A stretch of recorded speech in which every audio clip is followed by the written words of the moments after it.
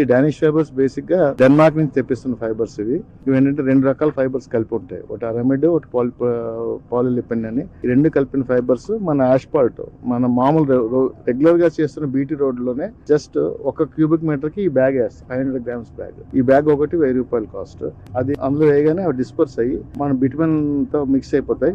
Road వేసాక road లో బిటుమిన్ తో మిక్స్ అవడం వల్ల చాలా హై స్ట్రెంగ్త్ ఉంటాయి fibres, aramid fibres 3 times the strength of steel అనమాట. అంత స్ట్రెంగ్త్ ఉండడం వల్ల ఏంటంటే మనకి రట్టింగ్, హెవీ వెహికల్స్, ఒకసారి multi axle vehicles, heavy vehicles వెళ్ళినప్పుడు రోడ్ రట్టింగ్ ఫామ్ అవుతుంటుంది. ఆ రట్టింగ్ అది ఫామ్ అవ్వకుండా ఉంటుంది. తర్వాత పాట్ హోల్స్ ఫామ్ అవ్వకుండా ఉంటుంది. లోడ్ డిస్ట్రిబ్యూషన్ యూనిఫామ్ గా జరుగుతుంది. జరగడం వల్ల ఏంటంటే డ్యూరబిలిటీ జనరల్ గా మన 5 ఏళ్ళకి ఒకసారి రెన్యూవల్ చేస్తాం. దీనివల్ల అంటే 8 నుంచి 10 ఏళ్ళ వరకు కూడా రెన్యూవల్ టైం పెరుగుతుంది.